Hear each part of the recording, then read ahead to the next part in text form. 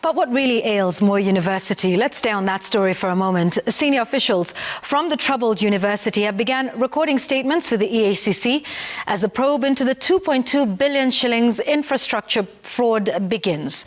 Now, those investigations come as the university defended itself over accusations of mismanagement of the institution that has left students locked out of lecture rooms, some delayed completion of studies and non-payment of salaries.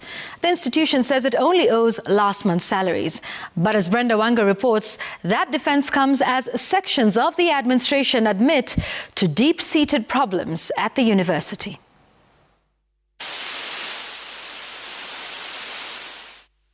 Three senior officers from Moy University heeded to summons from the EACC and presented themselves to record statements as the institution seeks to find the truth behind the alleged 2.2 billion shillings fraud at the institute. This alleged loss of funds is just part of the troubles stalking the institution that is marking its 40th anniversary since its establishment. Instead of the celebrations, the second public university in the country is fighting for its very survival. From delayed course completion to delayed payment of salaries and remittances of statutory deductions, Moy University is now a pale shadow of its former glory state. Though the situation right now, really, it's suborning us, And for now, I'm not sure when will I graduate.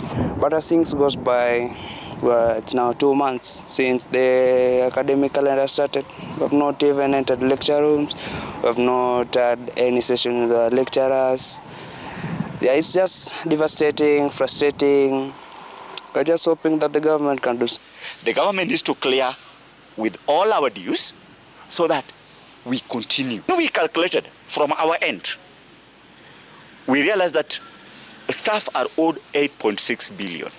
The institution admits that things are not as good here. Currently, yes, Moy University is going through turmoil, and this stems from the demands by the staff.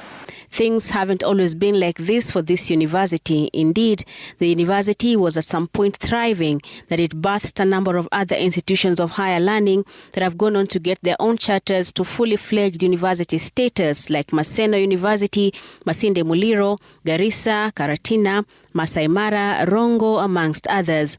An upsurge of students intake through the privately sponsored programs also saw further expansion of the institution. During that time of privately sponsored students, the numbers were huge, and therefore the university went into a drive to have as many as possible, and therefore it took education to where they are by opening very many campuses.